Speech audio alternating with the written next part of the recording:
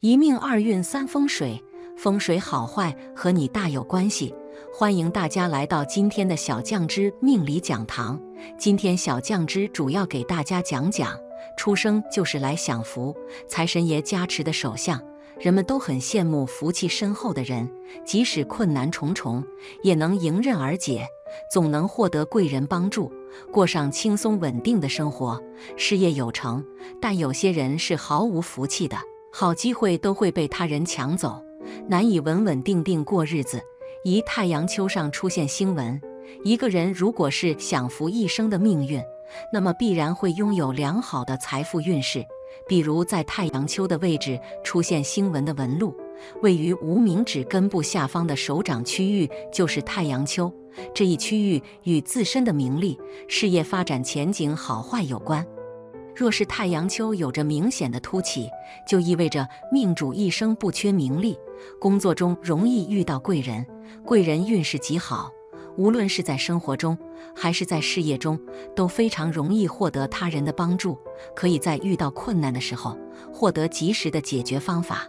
二，手中拥有川字纹，川字纹是比较容易看出来的手相，顾名思义，就是一个形似川字的纹路，具体是由生命线、智慧线和感情线形成，这三条线纹互不相交，算是一种比较特殊的手相。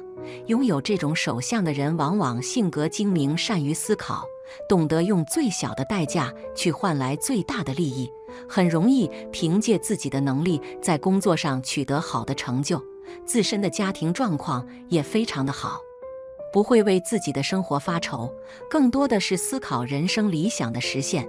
三，木星丘上出现星纹，如果一个人是吃穿不愁的运势，那么很有可能是木星丘的手相，因为木星丘是主管财运的主要星丘，也就是食指根部下方隆起的部位。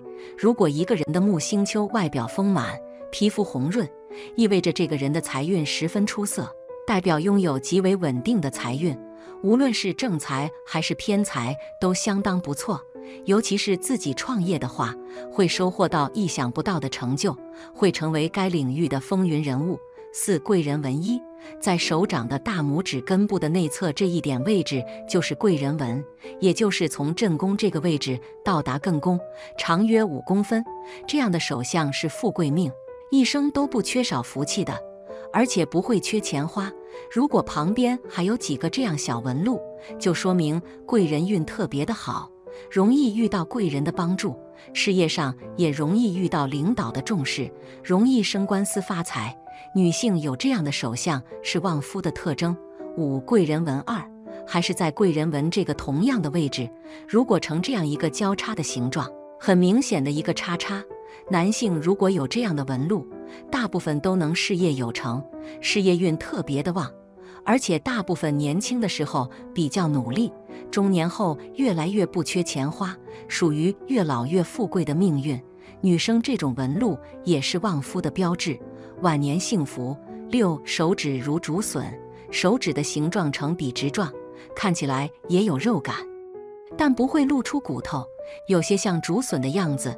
手指也很修长，手节的位置是很圆润的，这样的手指财运非常的好，一生都有着好的财运。这种手相的人，大部分大小时候都是享受着富贵长大的，能依靠长辈带来好运势，事业也会更轻松一些，天生好命运。七，手掌发红有血色，如果手掌的颜色看起来很有血色，红红的样子，都是一生不缺荣华的。这个是要注意的是，如果整个手掌颜色都是红色的，是好命的人；如果只是一小块发红，可能是身体出现了问题，需要及时查清楚原因的。大部分这样的手相都非常的好命，有的享福的会晚一些，所以如果还没有达到你的要求，可能是时间还没有到。八，掌中有黑痣，如果你的手掌中间有一个黑痣，是非常好的一个手相特征，一般情况下都很会理财，能把自己赚来的钱合理利用起来，可以让钱快速再生出钱来，大部分都能凭着自己的努力创造出不错的生活条件，能闯出一番不错的事业。特别是越努力的人，贵人运也会越好。也很容易遇到贵人，能拼出自己的一番事业。9. 掌心手背肉多，手掌心和手背如果肉比较多，且摸起来比较厚实的人将会很有福气，这种手相是最好的，也是最富贵的，说明这一生不用太操劳，有很深厚的福气，并且一生丰衣足食，能享受荣华富贵。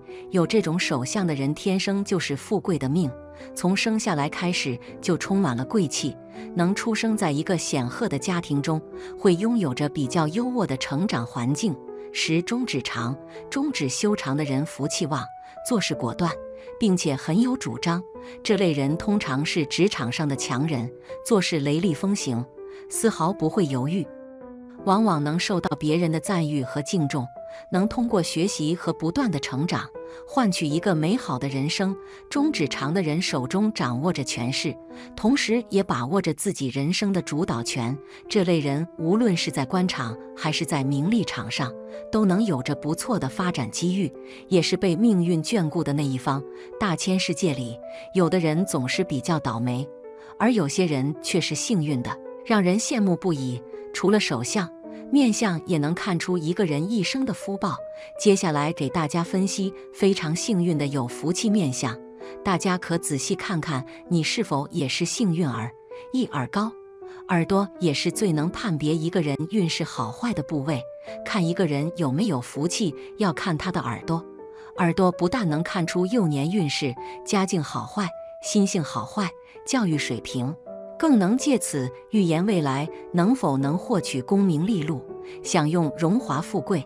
耳朵位置高的人天生聪颖，学习才能强，读书成果优秀，擅长沟通，是胜利人士的模范，能具有名声和威望，是幸运儿之中的佼佼者。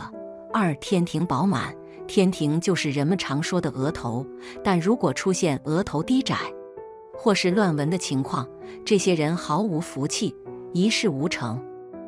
如果女人额头饱满，代表女人心地善良，重视家庭，持家有道，不仅能够生育高智商的后代，也能把孩子培养得很好，家庭生活幸福美满。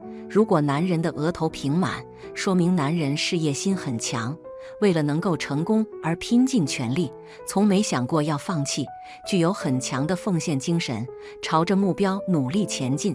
这些人运气一般都不会差到哪里去，而且头脑相当聪明，在自己的努力下也能赚取不少钱，过上富裕生活。3. 眉形弯秀清长，一个人的眉形是很重要的，如果眉毛的形状不好，给人的第一感觉也不好。眉形不能够出现浓浊或者是逆毛的情况，否则不利于自身发展。眉清目秀且弯长的人能给他人好印象，些人不仅性格好，而且心地善良，从不爱计较，获得他人信任，一直都不缺朋友。这样面相的人在生活中能保持乐观积极心态，任何事情都往好的方向去想，对朋友特别忠心，在朋友的帮助下会有更好的发展，生活越来越富贵。4. 鼻头有肉，鼻头有肉的人命运很不错，一直以来都很受欢迎。从面相角度分析，鼻头肉的人心地善良，从不会把钱财放在首位，做人做事方面都光明正大，而且懂得把握分寸，从而获得他人喜欢，与每个人相处都有很好心态，从来不爱计较太多，所以贵人缘也很好，无论生活还是工作中都常常获得贵人帮助，对自身运势发展有一定帮助，而且生活中有着很强责任感，做事并不会轻易放弃，相信努力过后能够战胜一切困难。5. 太阳穴饱满主聪明，聪明能干的人不容易受骗，能赚钱。太阳穴在耳廓前面，前额两侧，外眼角延长线的上方，它是离脑最近的地方，而人的大脑控制着人的各种活动，太阳穴太过于凹陷，容易引起太脑思路不清晰、混乱，在紧急的情况下难于做最好的判断，而太阳穴饱满起到了保护作用。这种人脑袋灵活、聪颖，他们容易识别事情的对与错，看准时机，大大出手，一笔生意下来就有好的收成。6. 下巴有肉，心平气和。下巴有肉的做任何事情不一惊一乍，心平气和。而做生意的人应该具备这种素养。所谓和气生财，在与人交往中，心平气和会让你做事情事半功倍。别人找合作伙伴会找一个稳重温和的人，不会找一个毛躁严厉的人。交朋友的时候，人们也会和那些温和的人做朋友。大气是成功的商人最重要的特种之一，只有大气的人才会得到更多人的拥护。自私自利的人只会让财富不断缩水，财富的道路也不会中断。7. 腮边有肉，腮边有肉的人相当常见。这些人性格相当老实，喜欢帮助他人，做任何事都不求回报，从而获得他人喜欢。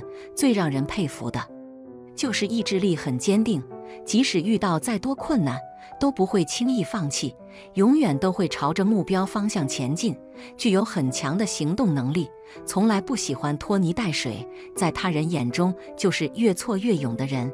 经过努力后会有一番好成就，证明给他人看自己有实力。今天小酱汁主要给大家讲讲15种必嫁的豪门首相，看看你有没有。嫁个有钱人或嫁入豪门，从此过上衣食无忧的少奶奶生活，是很多女生对婚姻的渴望。俗话说，命里有时终须有，命里无时莫强求。想知道自己能不能嫁个有钱人，其实从自己的手上的特征就能看出来。那些嫁入豪门的人，往往手相都有共同的特征。那么哪些手相的人有嫁入豪门的命呢？今天小酱汁就和大家说说。1.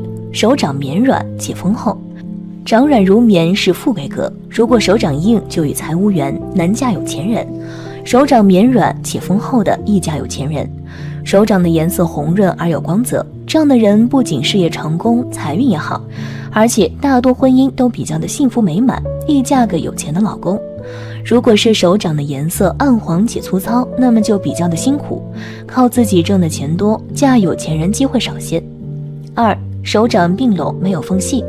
如果一个女人的手掌比较的厚实，五指并拢之后没有任何的缝隙的话，这种手相也是非常不错的。五指并拢没有缝隙的女人，说明命中财运较好，会拥有丰厚的积蓄和产业。而且这种手相的女人，大多原生家庭也非常的不错，父母非富即贵，会给他们提供一个温馨舒适的生活环境。所以一路走来顺风顺水，将来也能够找到一个门当户对的家庭。五指并拢没有缝隙的女人经济比较独立，虽然她们能够嫁进富贵的家庭，但是婚后仍然会努力的去打拼挣钱，帮助丈夫在事业上取得更好的发展。所以这类女人不仅能够嫁入豪门，还很旺夫，婚后会给丈夫带来很多的帮助。3. 手掌红润有光泽。这种手相的女性在事业上是成功的，而且个人财运也非常的不错。结婚之后，老公对自己疼爱有加。如果手掌比较粗糙，就说明这样的女性就是一个苦命人，即使自己赚钱能力很强，但是想嫁个有钱的男人很困难，因为这样人的手掌一看就知道是经常干农活粗活的，日子过得非常的艰苦。4. 十指纤纤。在我们观察一个人的运势发展情况的时候，其实可以从一个人手部的情况去观察。如果一个人的手部皮肤非常的细滑的情况下，说明这个人本身就是一个生活条件相当不错的人，十指不沾阳春水，在生活上有人照料，所以会是一个富家小姐的手相特征。所以一般这样的人今后是可以找到一个门当户对的人家进行联姻的。5. 指节很细的。在我们的手相分析当中，如果一个人的手指长得很纤细的话，说明他会是一个平常不用怎么干粗活的人，相对来说那种手指很粗壮的就会是经常要做家务做苦力的一种手相特征。所以这样的人他会是比较命苦的，而且婚姻运势也不顺利。所以那种手指纤细的人命好运势也好，今后也能够容易嫁得一个好夫君。6. 手背有窝窝的。在我们平常的生活当中可以观察到，如果一个人的手背会是凹进去的情况，其实这是属于一种典型的富贵手相特征。一般会拥有这种特征的人，不但自己的财运好，婚后还能够带动夫家的财富运势发展，是一个非常旺夫的手相特征。所以这样的人今后的婚姻运势也会是发展的比较顺利的，能够得到公婆的认可和丈夫的宠爱，所以夫妻感情和睦，家庭情况和谐。7. 手部皮肤，关于这一点大家应该也会了解到了，因为这样手相的人大多出生在家庭条件很好，并且气质好，外形条件也非常不错，所以这样的人在生活当中的异性缘会是非常不错的，桃花运也很旺盛，所以这样的人能够吸引到很多优秀异性的注意，最后选择一个各方面都比较优越的人，一同步入婚姻的殿堂。8. 事业线比较短，通常来说，能够嫁进豪门的女人事业线都比较短，因为这类女人并不看重自己的事业，更多的是姻缘。事业线比较短的女人没有远大的抱负和理想，对待工作也不是特别用心，而是会花费心思去打扮自己，以此来吸引到豪门富贵的关注。另外，细心观察的人也会发现，很多豪门富太太婚后会放弃自己的事业，安心的在家相夫教子，因此在事业上不会取得太好的发展。9. 手中的钱财纹多。另外，如果一个女人的手上有很多钱财纹的话，也代表着将来能够嫁进豪门，因为手上的钱财纹越多，也就代表着财运越好。大多数人能够拥有家财万贯，也会实现经济自由。钱财纹多的女人本身心思缜密，头脑清晰，很有自己的目标和想法，知道该如何去扭转人生命运，也很善于把握时机。这类女人虽说自身赚钱能力不强，但是却能够通过婚配的关系来改变命运走向，成为令人羡慕的豪门富太太。10. 财运线长。在相学当中，如果一个女人的财运线比较长的话，也说明将来能够嫁进豪门。这种类型的女人自身能力是比较出众的，而且气质绝佳，在婚恋市场上很受异性的关注与好感。财运线长的女人很有经济头脑，思路也很清晰，她们在决定做一件事之前会分析清楚利弊，绝不会贸然行事，尤其在面对婚姻问题的时候不会凑合。这类女人命中有富贵，嫁进豪门的概率极高，而且婚后能够掌握家中的部分经济大权，实现真正意义上的钱财自由。财运线长的女人虽然财运好，但是她们很懂得精打细算，所以婚后并不会花钱大手大脚，或者是像别的富太太那样不停地买。也正因为如此，所以这类女人能够得到婆家的尊重和理解。11. 结婚线长。如果结婚线长，并且延伸至无名指根部和太阳线相交，这是可嫁有钱人的标准手相。即便婚前的你只是个小小的白领族，却往往有机会嫁给有钱人或者名流绅士的，也是因为自己身上独特的气质而吸引到对方。拥有这种结婚线的男生，也常因婚姻的帮助，在工作财运上享受到种种好处，因而在社会上拥有良好的名誉地位。所以有这手相的你，机会来了可要把握。12. 元宝纹。所谓的元宝纹，就是指在手中的生命线与杂纹形成的闭合的四边形，看起来就像元宝一样。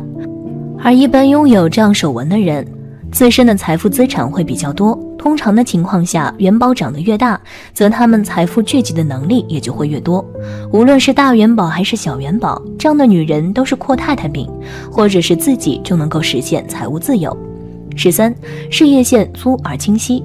事业线是从手掌根部的位置向中指根部的位置向上延伸，看起来非常的清晰，则一般这样的女人事业心强，野心大，在事业上会比男人过得更好，甚至创造的利益也会更大。所以一般的情况下，拥有这样手相的女人，个人的生活过得比较甜蜜，一辈子都不用为金钱运势发愁与担心，生活方面也会过得幸福美满，不会缺乏衣食。14. 太阳丘隆起。太阳丘位于无名指根部的位置，代表的是女人的财富与家财等等。若是女人的太阳丘的位置明显的隆起，而且整个手掌比较红润有光泽，则一般拥有这样手相的女人，多半个人的理财能力出众，也容易嫁富贵老公。而且婚后会帮老公理好财，为老公的事业出谋划策。因此他们不但一假金龟婿，而且还能够成为老公的得力助手。15. 感情线的尾部有分叉。感情线出现了分叉，其感情线尾端分叉的部位一边向木星丘延伸，一边向食指和中指中间的部位延伸。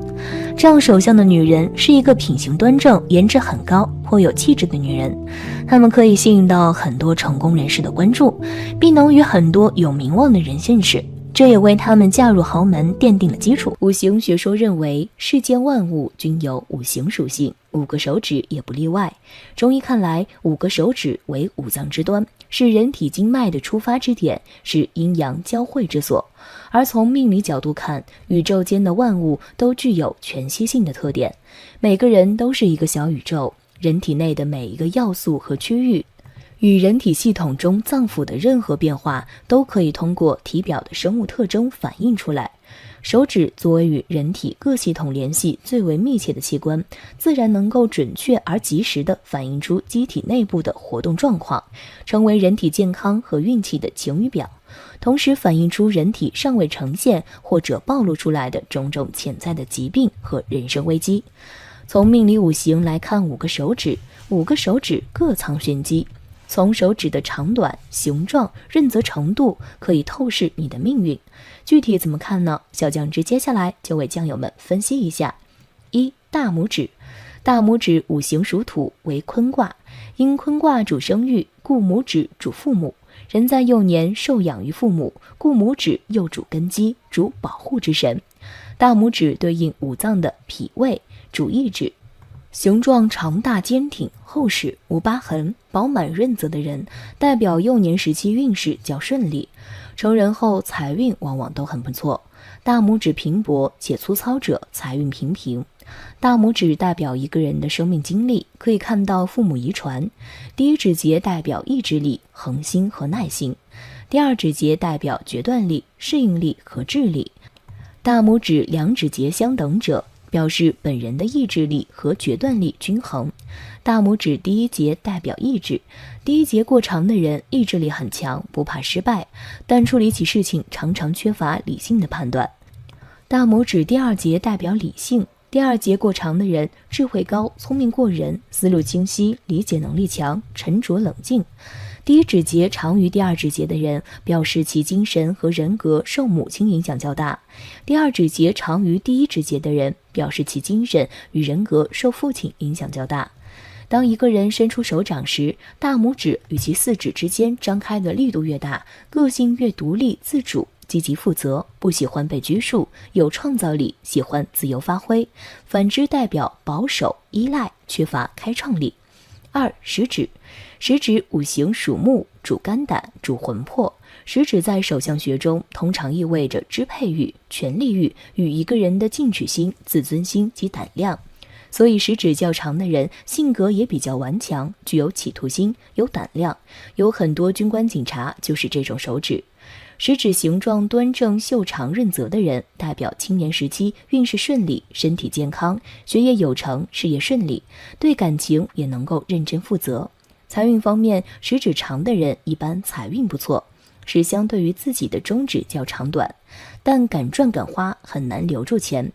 食指较短的人缺乏一定的自信，责任心不是很强，没什么野心、上进心。正因为如此，在职场上的表现也不是很出色，同时与身边的朋友、亲友关系也算不上很好。食指歪者歪向外而离中指，主平；斜者斜向内而傍中指，主衣食不缺，但不免奔走于四方。食指小者不断变更衣食之地而不得其所，尖削者败穷，短者克妻、畏妻，衣禄不足；曲者劳碌江湖，凹者孤独，伤者无成。3. 中指。中指五行属火，主心脏，主灵。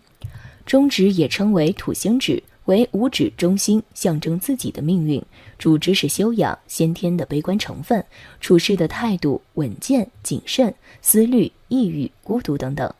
中指指节身上最要明洁润泽，但有重纹者称中得意，亦不免惊惧多是非的困扰。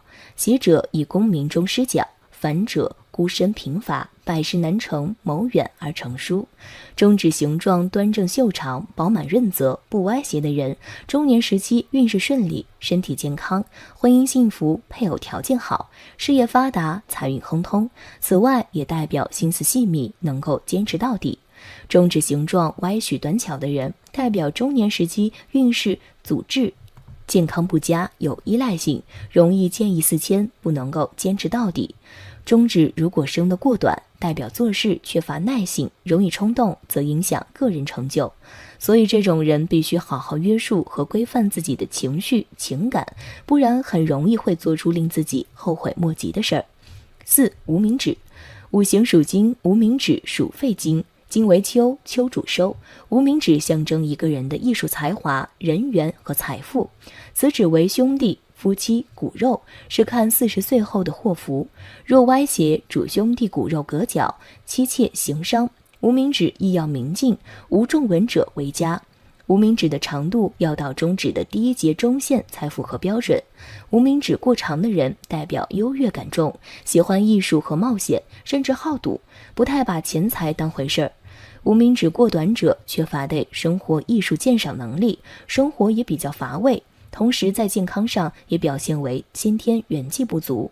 无名指靠向中指，代表该人容易在立场不同时坚持己见。无名指靠向小指，小指代表财富。无名指靠向小指，代表懂得用艺术来赚钱，也代表有着独特的艺术眼光与审美观。而无名指形状歪曲短小的人，则代表壮年时期运势欠佳。5. 小指。小指五行属水，跟肾水有关。小指要清秀，长而不斜，短而不凸，五指之中最为短小，代表子女、晚辈等等，也是晚年的象征，代表一个人是否具有社交能力、主才学、财富和处事的手腕。小指越长，越代表有才华和财富运，处事风格上也会更加的圆润。小指最喜饱满、条达，长短粗细均匀，拥有一个直长的小指是非常幸运的。但是如果小指长度接近无名指的长度，则表示特别喜欢出风头，过犹不及。小指饱满又修长，晚运安康，子女孝贤。小指和无名指明显分开，则表示不喜欢受到拘束，思想自由灵活，且有很强的自信心。小指与无名指紧靠在一起，个性较不自信，容易害羞，需要别人的支持才能够勇敢行动。人用手来劳动，生产物质，创造财富，故此论及一个人的命运，自然离不开手。从手相学的角度来分析，影响运势的无非就是手型、手纹、气色、厚实程度等等。如果能够有效改善这些因素，自然也能够改善运势。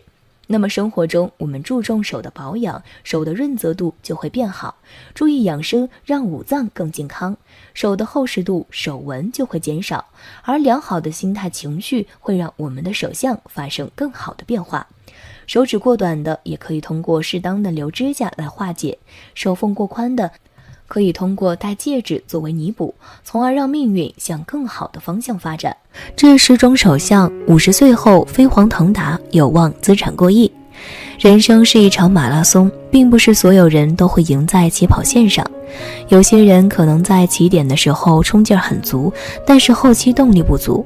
但有些人可能起点并不高，却一直坚持，最终迎来自己的高光时刻。人的运势表现也有类似的情况，尤其是在财运上。很多人可能年轻的时候想要挣钱非常的难，但是中晚年却迎来了机遇。那么下面我们就来看一下50岁之后发财的手相都有哪些特点，什么样的手相会在财富上大器晚成呢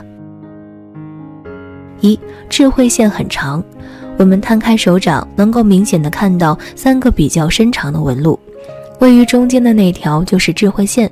一般而言，人们的智慧线是比较短的，但是如果智慧线伸长，那么代表这个人聪慧有韧性，做事善于思考，谋定而后动，而且洞察力惊人，可以发现很多常人难以发现的财富运势。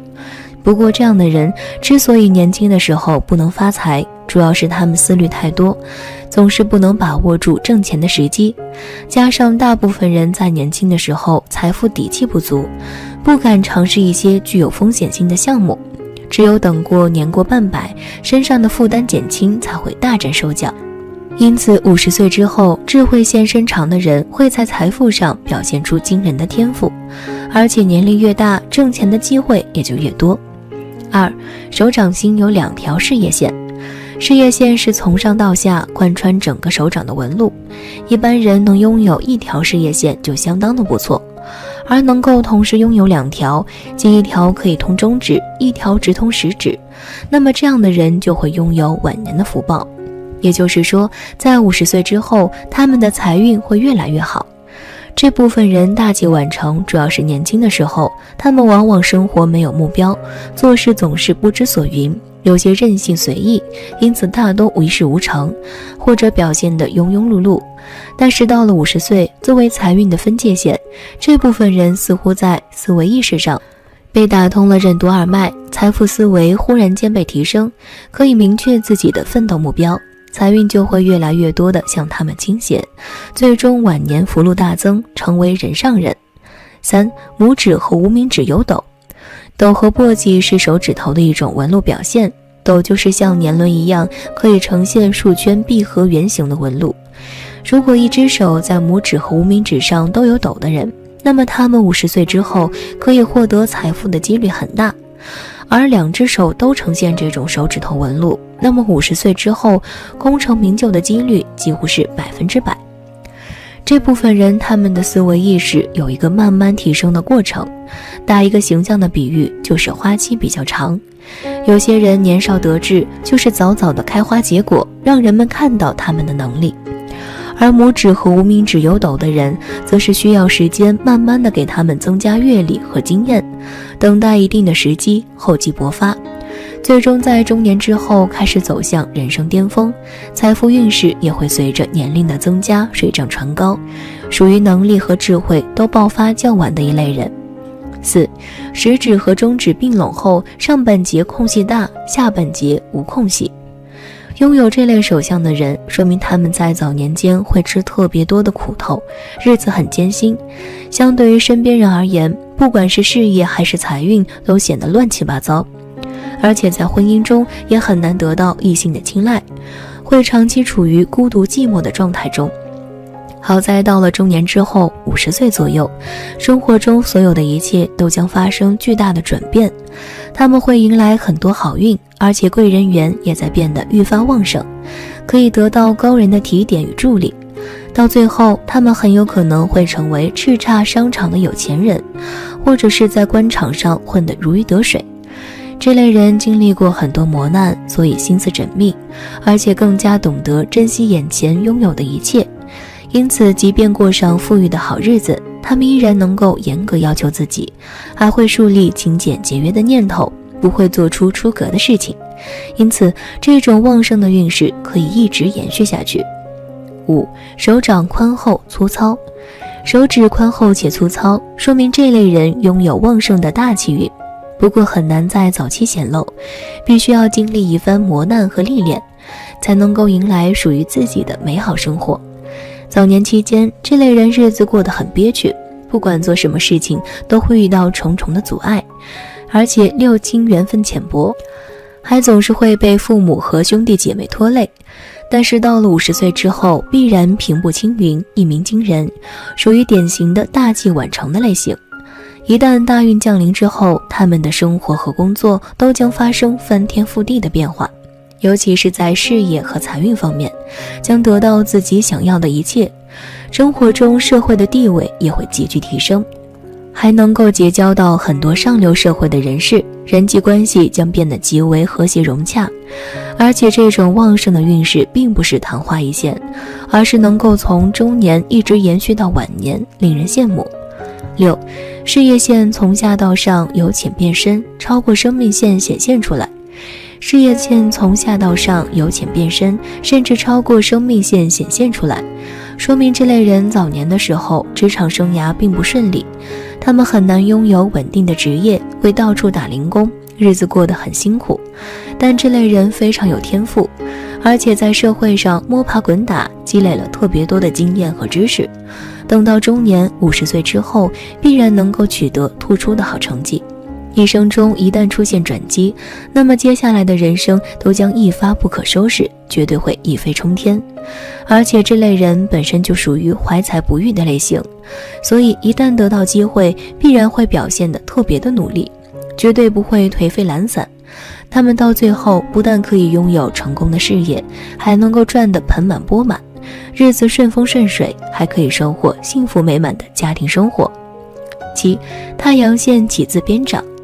如果太阳线起自边长的话，说明这类人拥有非常诚实善良的优良品格，而且遇到困难不会轻易低头，具有很强的上进心和拼搏心。年轻的时候，由于原本的家庭背景不是很好，很难得到良好的资源，不管做什么事情都要依靠自己的力量，所以难以取得耀眼的好成绩。但是到了50之时，必然能够一鸣惊人，甚至在所处行业能够处于佼佼者的领先地位，非常厉害。不过拥有这种手相的人，往往婚姻生活不够幸福，尤其是女性朋友肤缘浅薄，还有可能克死丈夫。8. 事业线起自智慧线。如果事业线起自智慧线，或者说太阳线起自智慧线，说明这类人特别聪明，基本上用不着等到晚年，到了50岁的时候，便能够在事业上斩获非常出色的好成绩。事业一旦成功，那么滚滚财源肯定也会随之而来。这类人上进心很强，心思缜密，善于规划，非常喜欢思考，而且他们踏实努力，能够一步一个脚印儿，朝着既定的目标和方向不断前行。不过需要注意的是，一旦功成名就之后，可能就会引来桃花劫，在感情方面务必要洁身自好，以免惹来麻烦。9. 事业线起自掌星。如果事业线起自掌星，或者说太阳线起自掌星的话，那么说明这类人少年运欠佳，但是到了中晚年绝对能够行大运。这类人有种随遇而安的豁达感，能够专注于眼下的每一件事情，而且他们心态很好，哪怕身处困境也不会怨天尤人。到了晚年之后，贵人运将会变得愈发的旺盛，能够在高人的提携和指点下得到自己想要的一切。不过即便生活发生了翻天覆地的变化，这类人依然能够保持初心，继续以往的生活和工作模式，不会醉生梦死，更不会去做出出格的事情。10. 生命线上阻碍纹较多。生命线上阻碍纹较多，年轻的时候抵抗力不佳，身体素质欠佳，需要注意身体健康方面的问题。但是从中年开始，健康运势就会变得越来越好，身体素质也会不断增强，感知分叉假断掌，分析力强，而且双手灵活，多才多艺，智商很高。到了中年之后，能够在自身所处的领域斩获非常不错的好成绩，甚至还能够一夜成名。有断掌纹的同时，又有智慧线和感情线，且末端分叉，他们善于处事，适应力极强，对什么都感兴趣，知识面广泛，可以凭借着聪明才智获取丰富的钱财。中国历朝历代都蕴含着相术文化，古人不管在建筑、医疗、嫁娶还是事业等方面，多数都会牵涉到相术文化。手相文化历来受到古人的重视，据记载其起源地有3，分别是中国、印度和西洋3支。在民间，手相文化更是历史悠久，绵延不绝。古代相士在给人观相的时候，除了手相，多半还会观其面相、骨相等等。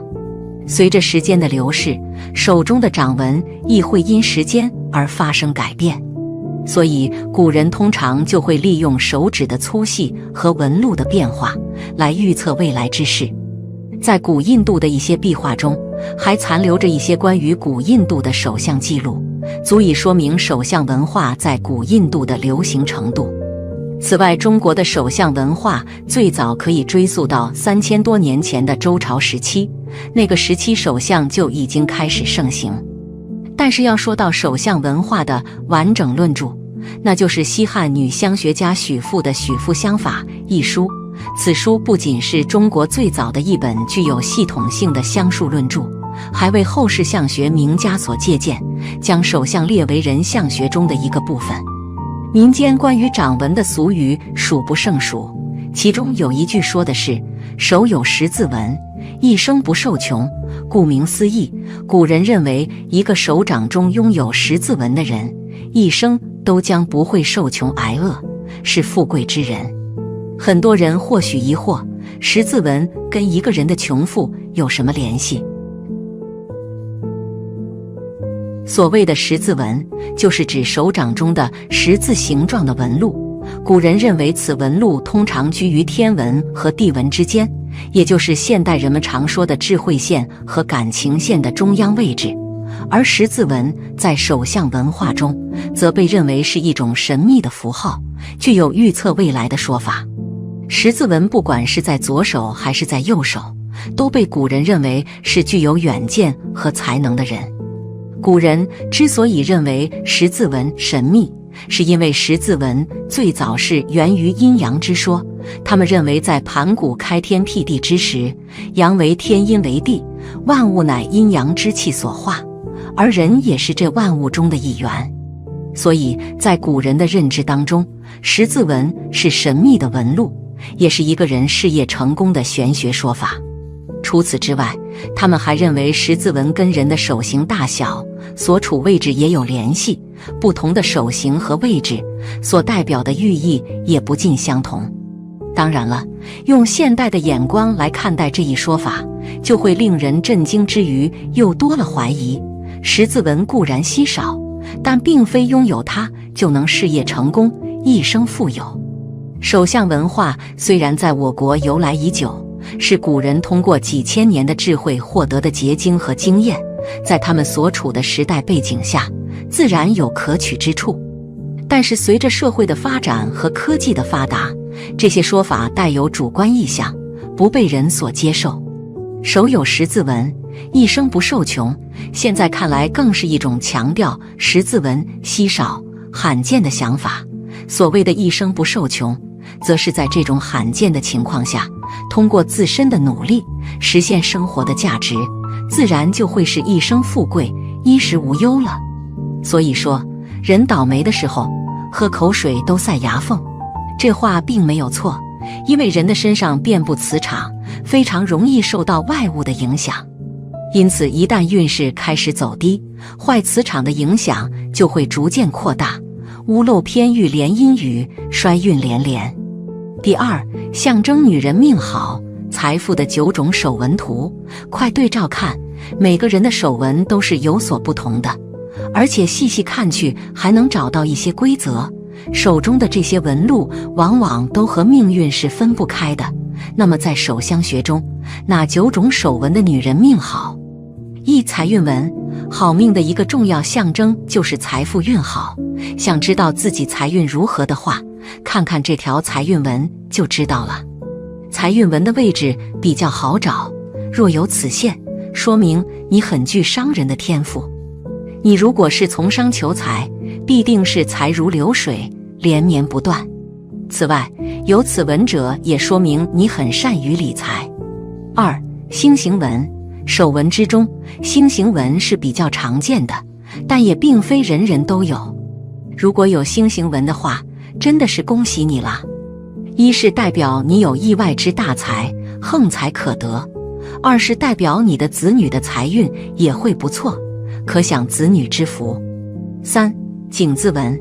井字纹也是用来判断事业方面发展前途的，拥有井字纹的人在事业上更容易成功，拥有更多获取巨大财富的能力，是很令人羡慕的哦。四、田字纹。不仅是田字纹，包括像是有口字纹的话，也是好的征兆，这种手纹出现的频率也比较高。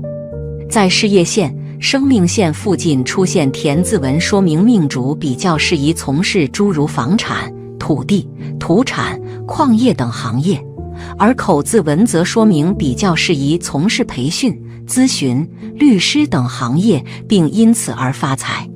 五、豪宅纹。这个想必是很多人都想拥有的吧？豪宅可以说是每个人的梦想了。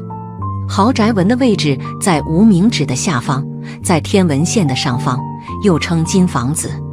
有此纹者，必发亿万之财，多路进财，易跨行业经营集团公司等。6. 黑子纹，手相之中黑子纹比较少见，如果你有的话，可以说是非常幸运了。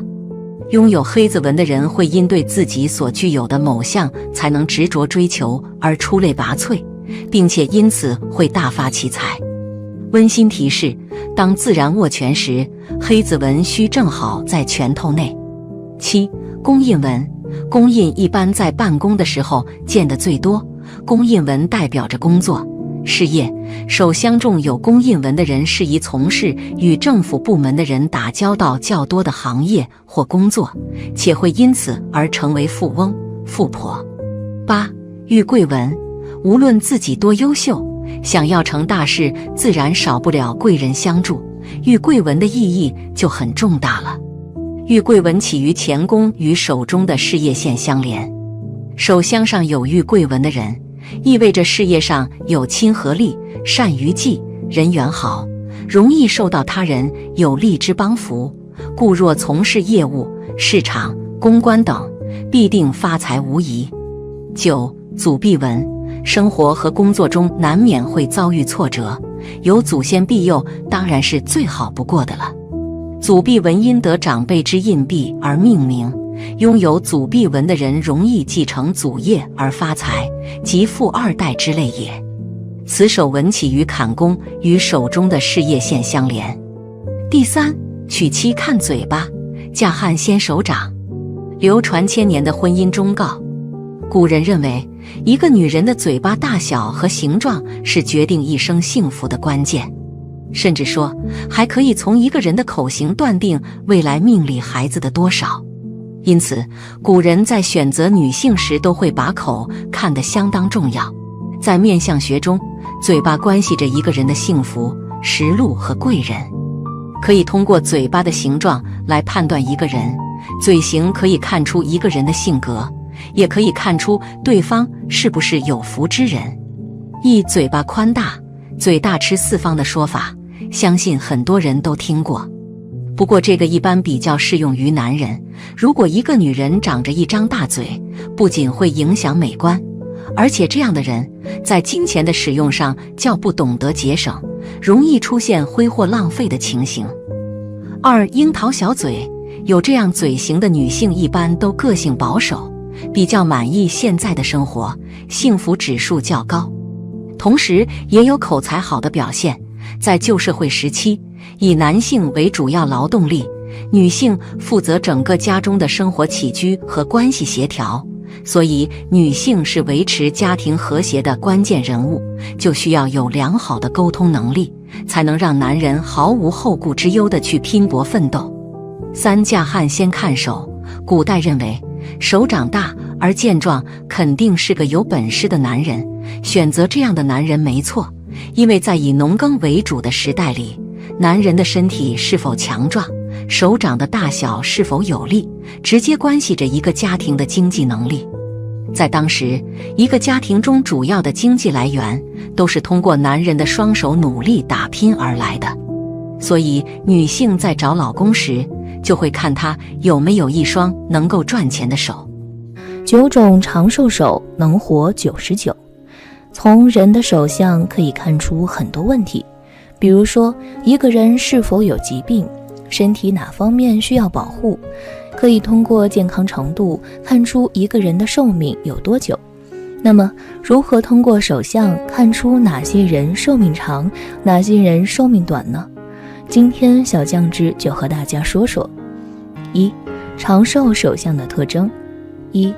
生命线清晰深长。生命线是人手掌3大主纹之一，不仅是表现寿命长短、健康状态、有无病难及突发事故的部位，同时也是要做预防灾厄和提高的部位。可以说，此纹路在手相中与一个人的生命力、身体健康、寿命长短等方面的信息是息息相关的。若是一个人的生命线清晰深长，意味着其生命力顽强，体格强健，身体健康，不易患病。因此，有这种生命线手相的人，相对来说会更加长寿，生活美满。2. 生命线无分支。对于生命线来说，没有分支是更好的一种表现。手相中生命线无分支的人，身体都比较好，在他们的体内包含着各种病毒的抵抗力，让他们很难被病毒入侵到身体，比较少生病，身体会更加健康。他们积极运动，保持身体健康，生命自然而然也就更长了。3. 手掌厚实饱满。从手相中，从一个人的手掌外形也能够看出其身体健康的信息，从而判断其寿命长短。一般来说，手掌饱满厚实，手背有肉，预示着有福气，财运好，还说明这类人的寿命很长，健康运势很不错，远离病痛，所以这也是预示长寿的手相之一。4. 贵人线交叉。贵人线又称姊妹线，是在生命线的内侧，紧靠生命线，与生命线相互平行的线。若是一个人的贵人线呈交叉状，纹线深且清楚，代表有贵人运，往往事业有成，而且寿命也比较长。有此手相者会一生平顺，多子多孙，长寿喜乐。5. 财运线没有断裂。财运线也叫水星线，是出于水星丘小指根部的短竖线，代表一个人的金钱运，也跟人的寿命有关。若是在手相中，水星线距离生命线只有一点点，是一条直线，中间没有断裂，表示这个人的身体很健康，消化、呼吸器官状况都不错，这也是一种代表长寿的手相。6. 手掌色泽红润，有光泽。从个人面相的气色中，可以知晓一个人的健康与寿命。同样，从一个人手相的气色中，也不能看出一个人的健康与寿命。如果一个人手掌的气色发黄、发白，没有血色，这样的手掌多数意味着你身体健康不佳，寿命不长。但如果你手掌的色泽红润，手掌血气充足，则说明你个人的寿命很长，身体健康。7. 掌心有痣。从相学上看，掌心的痣主富贵，有这种痣的人比较少见。掌心有痣的人，绝大多数都是头脑十分聪颖的人。这类人懂得如何能够更好地规划人生，也十分理性地在各种需要选择的十字路口做出准确的判断。这样的人注定拥有精彩的人生，而且长命百岁。8. 手腕线伸长。手腕线长而深，形状整齐，没有断痕，说明此人的思维清晰，工作能力强，有一定的魅力，既能将工作安排得有条不紊，还能将生活过得有滋有味。伴侣的条件十分优越，也十分注重家庭，双方生活在一起，婚姻幸福美满，工作生活等无忧，同时还会注重养生，自然会更长寿。9. 食指与无名指一样长。食指与无名指一样长是典型的福相，拥有这种手相的人往往有着勃勃的雄心壮志，在事业和学业的路上都走得一帆风顺，在爱情方面亦是顺风顺水。在顺利的人生里，这种类型的人几乎不会经受灾难，生理和心理都始终保持着年轻和干劲儿，故而定能福寿双全。2. 短命手相的特征。1. 生命线很短。手相中的生命线是主要纹路之一，主要与我们的生命力是相关的，跟身体健康、寿命长短也有着密切的关联。生命线越是短的人，生命力越差，健康运势不好，身体的抵抗力也很弱，因此这样手相的人很容易被一些病魔困扰，身体也会出现各种各样的问题、疾病。可以说，生命线很短的人从小就是体弱多病。2. 生命线中间有缝隙。一般情况下，如果是生命线的纹路是连续的，那么一般都是不会中断的。但是有的人手中的生命线就不同了，这类人的生命线可能会出现中断的情况。生命线的纹路中间如果是有间隙的，但是后面又连上了，那这样的生命线也代表个人的健康运势不好，命中多病，主其人寿命不长，可能早逝。3. 生命线末端的心形纹。在生命线的末端出现了心形纹，这是一个非常凶的征兆。一般来说，这样的手相很可能不是自然死亡，比如说外出时遇到车祸等等。他们的生活充满了各种各样的意外，随时可能夺去他们的生命。因此，有这种手相的人，生活当中要注意。4. 生命线周围有很多细小的纹路。如果生命线周围有很多细小纹路的话，说明此人的抵抗力比较差，在他们成长的过程中，经常会受到疾病的干扰，给身体造成了很大的损害。即使长大成人，他们的身体机能也不是很好，经常会出现一些细微的毛病，比如感冒发烧或者头疼胸闷之类的毛病。这些情况也会引起比较大的病变，给生命带来影响，很可能会英年早逝。5. 健康线下垂碰到生命线。手相中的健康线，顾名思义是关系着我们身体健康的纹路。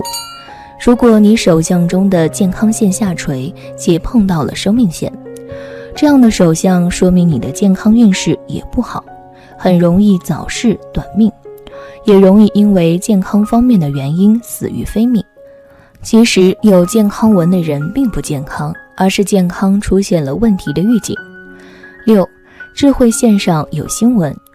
许多人认为智慧线与我们的健康没有关系，但事实上，从智慧线中，我们也可以推断出一个人的寿命信息。如果一个人的智慧线上出现一个星纹，那么这个人有中风的迹象就会突然出现。因此，拥有星纹的智慧线的人需要时刻小心，他们应该注意养生，否则很有可能猝死。7. 智慧线向下弯曲。智慧线不仅与人的智慧有关，还与人的思想、心灵、精神状态等有关。智慧线下垂而弯曲的人是悲观的，他们不乐观，而是悲观和沮丧的。因此，像这种手相的人特别容易因为抑郁而自杀，结束自己的生命。由此可见，那些智慧线向下弯曲的人很难获得长寿。8. 手掌杂纹比较多。如果手掌的杂纹比较多的话，说明此人的烦心事儿比较多，生活中经常处于烦躁压抑的状态，这样心情会给身体带来很不好的影响，尤其是对于心脏方面。如果经常面对繁重的压力和众多烦心事儿，心脏方面是很容易出现问题的。我们都知道心脏的重要性，一旦心脏出现病变，那么很有可能会给生命造成威胁和影响。所以手掌杂纹比较多的话，也是短命的象征。刚刚说的短命手相仅是针对长寿手相而言的，当然手掌的掌纹会随着时间及生活状态的改变也会有一定的变化，同时也要结合其他地方的相来看，这样才能得出准确的结论。传统手相学可以根据一个人的手掌形象判断出一个人的富贵贫穷。手相并不是一成不变的，手相的变化代表着不同运势的改变，也就是未来命格的特征。而手掌中的纹理则是人运势的密码。如果你的手掌中生来就有以下5种罕见掌纹的话，预示你命中带财，大富大贵是早晚的事儿。1. 宝晕纹。什么是宝晕纹？凡是在掌中有一个螺旋纹，如日晕一样，就是宝晕纹。月为阴，主钱，故此纹主金银得财，其财富就像水中涟漪一样，一圈又一圈，一波又一波。2. 掌中生有宝晕纹的人一生运势。宝晕纹是一种比较罕见的特殊掌纹，掌中生有宝晕纹的人往往能遇难成祥、逢凶化吉、家运亨通，不是封侯拜相的大贵之相，就是钱财不愁的大富之相。如果宝晕纹像环形，则此人可以封侯拜相；如果宝晕纹像铜钱形状，则家中有食有财。通常掌中生有宝晕纹的男人做大官的可能性很大，升官发财比较容易，并且中年时钱财也不愁，能够富贵双全。3. 掌中生有宝晕纹的人运势亦有起伏。掌中生有宝晕纹的人有机会在各自所从事的领域有所建树，而且这类人往往在商界大有成就，优秀的直觉和判断力会令其很富有。但是不要忘了，大成功也往往伴随着大起伏，一切都是辩证的。如果宝晕纹位于拇指根部的正宫，正为雷，预示其人多数为大贵之人，亦会有大灾相随，一生运势波澜壮阔。4. 女人生有宝晕纹不利婚姻。宝晕纹因为利于事业，所以女人拥有宝晕纹往往以不吉论，会很不利婚姻，多有三婚不止的倾向。尤其如果宝晕纹正好落在手掌的前宫，则有不利于家中男主人的倾向。2. 金花印纹。1. 什么是金花印纹？手掌中有2个米字纹并排而立，视为金花印纹，一左一右或斜斜相对的不算作此纹。拥有金花印纹的人具有富贵发达的潜能，尤其是享社会名气，受人尊敬。女子易主嫁入豪门或者嫁夫有贵气。2. 生有金花印纹的人一生运势。金花印纹是一种十分少见的吉祥手纹，这种手纹不仅十分漂亮，还寓意无比吉祥，代表人的贵气。在古代，若是男人拥有，必然可以做大官，一登龙门，身价100倍，成为高人一等的贵人，人上人。若是出现在女子手中，必然可以嫁入侯门，飞上枝头当凤凰，成为金光闪耀的贵妇。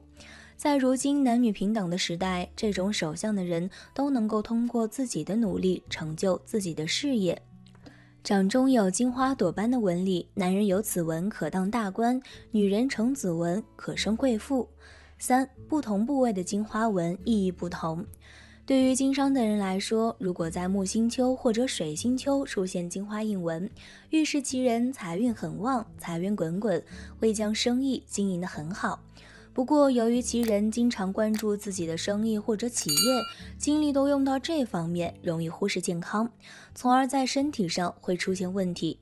对于正在上学的人来说，如果在明堂或者太阳丘出现金花印纹，此人会将所有精力都用在学习上，所以一般成绩都不错，而且会拥有很好的文采，才思敏捷，是写文章的好手。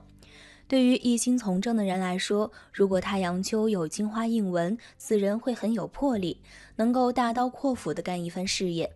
如果此纹出现在明堂，部位则不佳，预示其人可能是个糊涂官员。生命线上有金花印纹是大富大贵之象，男儿官运亨通，女子可以为官。有这样手纹的人远离贫苦，而且福配子孙。4. 亦有贵人相助的六花纹。与金花纹相似的还有一种六花纹，形如六角小花，一般是单独出现，这也是一种吉利的掌纹。拥有这种手相的人很容易少年成名，平步青云，多遇贵人相助，有机会发展自己的事业，光耀门楣，中年便可达到一定高度。换句话说，就是年轻有为，前途不可限量。晚年更是享尽荣华富贵，受人尊敬，是个说一不二的领导型人物，往往是团队的主心骨和核心力量。但其人最大的特点就是性格霸道，做事很少听取别人意见，独断专行，可以说是优点和缺点相辅相成。过人的智慧和胆识成就了他。3. 宝镜纹。何为宝镜纹？所谓宝镜纹，顾名思义，就是手中有圆形的纹理，一卷一卷，层层围绕，如宝镜一样握在手掌之中。这种特殊纹理十分罕见，是官印权威的象征。2. 掌中生有宝镜纹的人一生运势。宝镜纹在相术中被视为财权的象征，掌中生有宝镜纹的人大多胆识非凡，心思缜密，心胸宽广，处事手法非常有魄力，有大将风范，能够担任指挥官、武官、军事顾问等职位，命运不凡。这种纹理如果位于乾宫、坤宫以及兑宫3个手掌区域内，则正财相当稳定，步步高升，命中还会有不少的偏财出现。出现在其他掌宫上，则意味着会从事律师、咨询、培训等行业，并因此获利丰厚。4. 验证纹。什么是验证纹？验证纹顾名思义，就像是大雁群飞的队列一样。秋天来了，一群大雁往南飞，一会儿排成人字形，一会儿排成一字形，所以称之为验证纹。古书中对验证纹的图解有2种，第一条就是3条从生命线上上升起并列线纹，看起来很整齐又有气势。另外一种就是在事业线的末端出现的人字形纹并列线纹，也叫做验证纹。2. 生有验证纹的人一生运势。验证纹形状像许多大雁并列在掌中央，人生有此纹能够发达富贵，必可进入朝中辅佐君主，深受君主器重，委以重任，名声远扬。在现代来看，如果你拥有类似手相的话，那也是不愁吃穿之相，生活富足，既能够得到领导的赏识，还能够获得升职加薪，委以重任，做出一番大事业。掌中生有验证纹的人具有清贵气质，心直仁厚，清廉善心，在古代文官的手上比较多见。验证纹其实表达的是一种被追随、被信任的概念，大都指代名气。出现在手掌的不同位置，也都有不同的意义或者倾向的领域。比如说，很多优秀的作家、导师、思想家、科学家、艺术家、政治家、将军等等。但实际成功与否并非一概而论，只是一种参考，也是古代量才而用道德品格的一种借鉴。5. 祖弼纹。什么是祖弼纹？祖弼纹顾名思义，说明有此纹者根基不错，承蒙祖上庇佑，从出生就富贵，以得长辈之庇荫，继承祖业而发财，世世代代都是有权有势，一辈子不缺钱花。此手纹起于坎宫，与手中事业线相连。2. 掌中生有祖弼纹的人一生运势。掌中生有祖弼纹的人一生运势顺遂，是属于富二代的手相。此类人的父辈财运非常不错，也容易受到长辈的青睐和庇佑，通常起点要比别人高，所以可以免去辛苦，就能有很好的条件去做自己想做的事情。这类人如果能够勤加学习，戒骄戒傲，适时回报帮助过自己的人，一定能有一番好的作为。当然，手相学是必须要讲究因人而异的，一些吉祥掌纹的出现虽然是有好运的征兆，但还是要看整体手相，才可预知能否将运势激发出来。相学中的斗其实指的就是手指上指纹的一种形状，其中如同漩涡一般有着圆圈外形的指纹被称之为斗纹，而如果是条纹形状的话，则被称之为簸箕。不同的指纹具有的手相特点各不相同，像是手上有几个斗，最好体现的就是不同数量的斗纹对个人运势的影响。今天小酱汁就来给大家讲讲手上不同数量的斗纹簸箕对人的运势有何影响。各位酱友伸出双手一起来对比吧。10个簸箕0个斗，这种说的就是双手食指长的全是簸箕纹。拥有这种手纹特征的人，个性非常的鲜明，属于那种爱恨分明的类型，为人处事方面非常的直率，不喜欢耍心机玩手段，也不喜欢巴结逢迎，个性非常的刚烈，处事光明磊落，能够赢得他人的好感和尊重，朋友缘较好，但是也很容易得罪小人，在工作中容易受人排挤，更加适合从事一些独立性比较强的事情，往往能够做得很好。9个簸箕1个斗，如果双手有9个簸箕纹和1个斗纹的话，这种人一般很有主见和魄力，而且进取心非常的强，意志力也比较的坚韧，天生属于那种做大事的人，即使遇到困难也不会退缩和逃避，反而是越做越勇。不过因为自身性格太过刚直的原因，不太善于处理人际关系，运气不是很好，想要获得成功需要付出比常人多很多的努力才可以。3. 8个簸箕2个斗。如果双手只有2个斗纹的话，这种人大多性格非常的温和，心特乐观而开朗，亲和力非常的强，善于处理人际关系，人缘特别的好。不过这种人一般性格方面比较的犹豫，做事往往只顾眼前，缺乏远见和魄力，最终难成大事。若是这2个斗纹同时出现在一只手的话，运气会好很多，容易得到贵人的相助。虽然没有大富和大财，但日子还算可以。4. 7个簸箕3个斗。食指中长有3个斗纹的人，一般来说头脑都比较的聪明，在为人处事方面既不失感情又不乏理性，做事非常的灵活多变，在坚持公正的同时也非常的注重人情，所以人缘会非常的好，与周围人的关系比较和谐，做事很有分寸，往往能够适应比较多样性的工作，也容易得到领导的赏识和提拔，得到下属的尊重和信赖。如果3个斗纹全长在同一只手上的话，运气会更好。5. 6个簸箕4个斗。长有4个斗纹的人，一般情感丰富而细腻，在为人处事方面比较的感性。这种人一般很有才华，心思敏锐，属于比较有才的一类人。不过如果4个斗纹全部长在同一只手上的话，这种人就比较的自我，想法比较的复杂，喜欢凡事追求完美，表面看上去性格非常的开朗，其实内心特别的孤独。若是4个斗纹出现在2只手上的话，这种人一般比较的通情达理，为人处事方面也非常的低调，既有才能又不骄不躁，很受欢迎。6. 5个簸箕5个斗。如果双手长有5个斗纹5个簸箕纹的话，这种人的内心世界特别的丰富多彩。如果5个斗纹出现在2只手上的话，这种人一般凡事讲求平衡，不喜欢得罪人，性情非常的温和，也很会关心和体贴他人，人际关系非常的好，事业和生活也不错。但若是5个斗全长在一只手上的话，这类人性格大多非常的要强，而且贪心，不知道满足，经常喜欢抱怨，总是对生活和事业不满意，人际关系不是很好，事业发展也很一般。7. 4个簸箕6个斗。双手长有6个斗纹的人，一般内心的情感比较丰富，在做事方面感性要大于理性。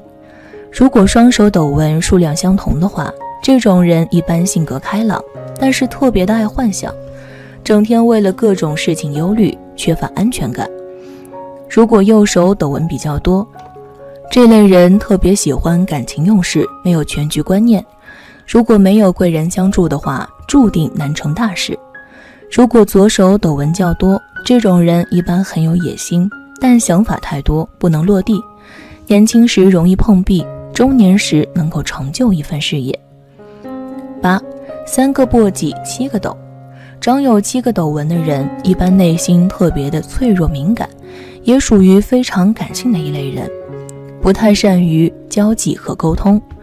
如果左手斗纹比较多的话，这种人一般脾气不是很好，性格稍显急躁，但是人很聪明，也很有毅力和恒心，善于筹谋，往往能够成就一番事业。若是右手斗纹较多的话，这种人就有些神经质了，人际关系也不是很好，做事缺乏想法和手段，很难获得成功。9. 2个簸箕8个斗。长有8个斗纹的人也属于感性的一类人，一生运气也不是太好。左手斗纹较多的人一般看起来比较好说话的样子，实际上内心非常的自我和挑剔，喜欢自寻烦恼，一生往往不太如意。右手斗纹较多的人一般自尊心特别的强，其实也就是不自信。凡事不喜欢委曲求全，做事不够圆滑，运气也比较差。不过只要肯努力，还是可以成功的。若是双手斗纹一样多的话，这类人一般内心比较的善良，但是人际关系不是很好，想要成功的话也是非常困难的。10，一个簸箕9个斗。如果一个人的双手长有9个斗纹和1个簸箕纹的话，这种人一般头脑非常的聪明，个人情感比较丰富，很有理想和抱负。如果右手斗纹较多的话，这种人喜欢空想，想法往往不切实际，难成大器。若是以左手为主的话，这种人一般内心善良，待人热情，做事积极主动，而且很有手段和方法，成功的几率比较的高。11，0个簸箕10个斗。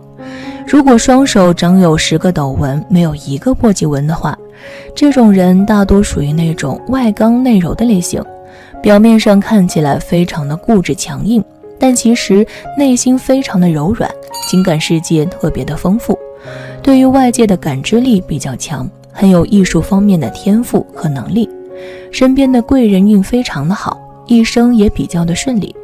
虽然挣钱能力不是很强，不能够获得大量的财富，但是往往能够赢得一定的名望和声誉。当然，仅从手上的指纹是很难准确判断一个人的具体运势，还需要结合身体的其他部位一起来看，并且后天的努力程度也会影响一个人的整体走势。如果天上不会掉馅饼，该付出的努力还是要付出的。相信大家都希望自己能够经过青年时的努力，到了老年的时候能够享福，而且不少人都清楚，老年享福的也就意味着这辈子都过得不错的。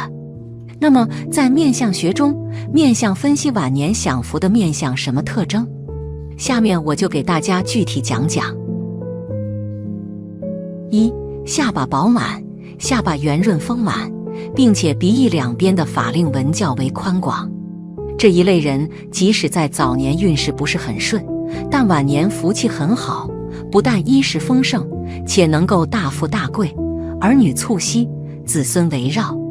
但是如果法令纹或者是下巴位置长有黑痣，则代表着子女与自己的距离比较远，儿女难以亲自照料。2. 眼下有卧蚕，睫毛下方饱满丰隆，就像是握着一条蚕宝宝一样，这是卧蚕的特征。有卧蚕的人一生运势佳，若为女性则能嫁贵夫，儿女有出息，晚年能得以享受儿女的福气。若为男性，事业能有一番作为，桃花运旺盛。但如果这个位置有伤疤或者是黑痣，在早年会比较辛苦操劳，晚年运势才得以回升。3. 鼻梁笔直，鼻头圆亮。鼻子在相学中又被称为财帛宫，主导的是人中年的总体运势和财富运势，因此相学中和财富有关的常常都会和鼻相离不开关联。鼻子是象征中年运气，此时期大家正是经历、分析能力和人生阅历等方面最为高峰的年龄，所以许多的富豪都是利用中年运势来取得财富。所以如果鼻梁够笔直，鼻头够圆亮，便象征此人将在中年时大展宏图，事业和名利双丰收。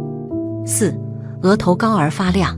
对于一个人来说，额头高而发亮是好的，说明你见多识广，头脑聪明，有一定的思维能力，事业心强，在事业上可小有成就。但是对于感情、婚姻来讲就不是很好，但是好在你的山根有力，可以弥补不足。耳垂大而饱满，双珠朝口，福气满满，晚年可享清福，配合的阔圆润，子女孝顺，为其少操心，望子可成龙。但是没有高挑之势，好胜心强，知足常乐为好。5. 双目有神采。面相上看，其实一个人的眼睛长得很有神的话，说明了这种人为人是很聪明的，做事情的时候也有主见，够坚定，从来都不依靠别人，所以这种人生活中做事情的时候，他们从来都是比较按照自己的想法去做，而且非常的坚定。所以在未来的生活中，他们其实会是属于那种能够为自己未来打算着想的人。对于这样的人来说，未来他们会很容易获得成功，所以未来这种人晚年的福气是很大的，子女也会很孝顺。6. 面相耳垂珠厚大。面相上看耳垂珠很厚的话，说明了这种人天生就是很有福气的人，并且寿命也是很长的。耳朵是福气和财富的象征，耳垂珠越大越下垂，代表了越是有福气。耳垂珠厚大的人生性善良，还是那种很有包容心、有爱心的人，生活中很喜欢帮助别人，所以有着很好的人缘。这种人无论什么阶段都会有极强的运气，总能够逢凶化吉。到来中晚年的时候，这种人基本就是享福的人，根本不用担心钱财的问题，而且未来儿女也是很孝顺很有出息的，所以他们一生都很顺遂，不用操心。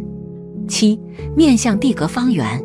一个人的地格指的就是个人的下巴位置，地格也是看出晚年运势好不好的面相之一。一个人的面相上看，如果的格长得比较饱满圆润的话，说明了这种人为人是比较有福气的人。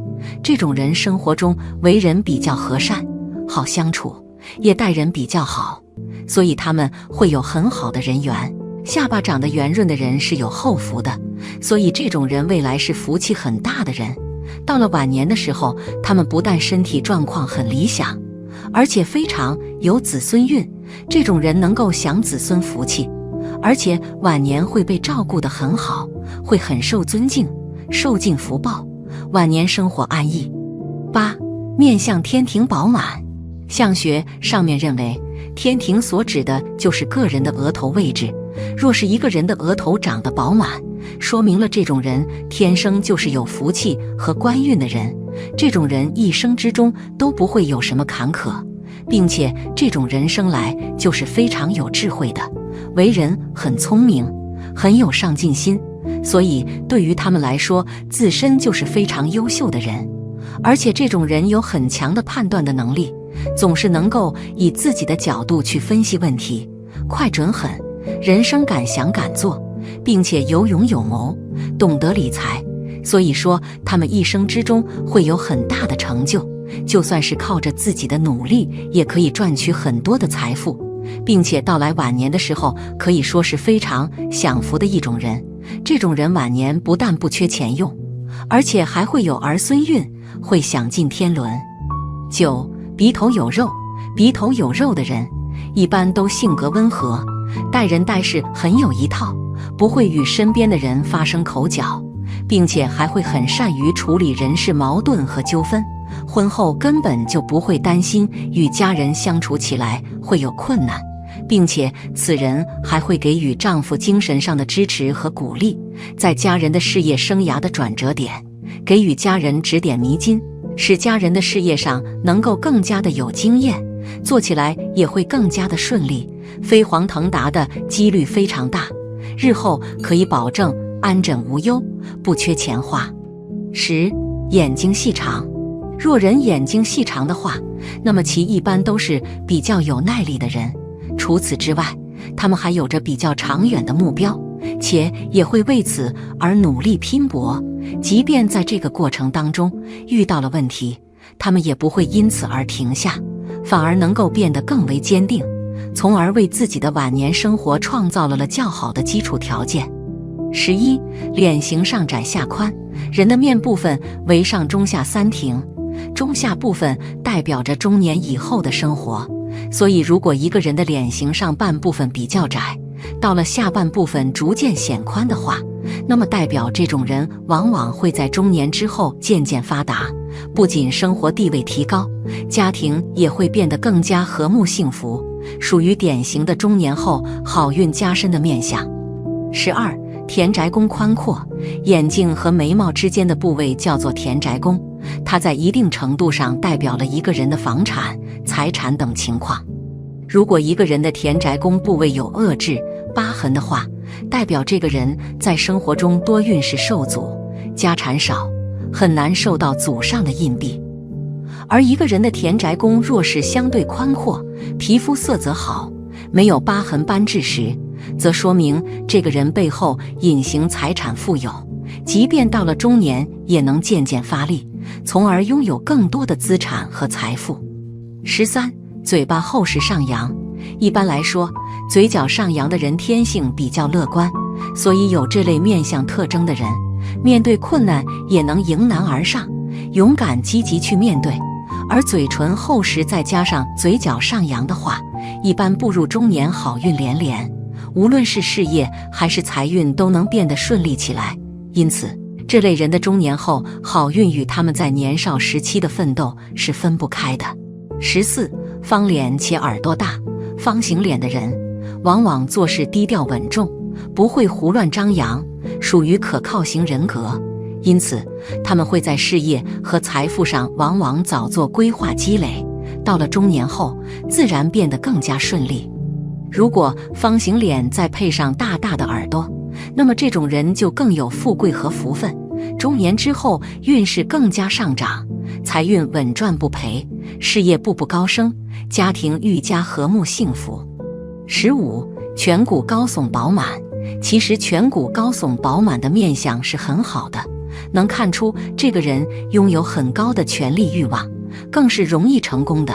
在工作中是能很好的表现自己的才能，领导能力也会很出色的，轻易就能得到领导的赏识。对于他们来说，当上领导也是一件很容易的事情，拥有的财富是会有很多的，容易成为成功人士的，名声很大的，就是越努力越幸运的。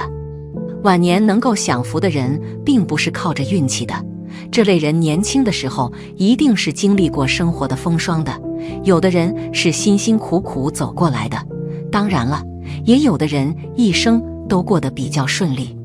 不管是哪种人，晚年有福可享，那么这类人一定是懂得好好珍惜生活的，这样的人自然是值得被生活所善待的，最后不过是拥有了自己该拥有的。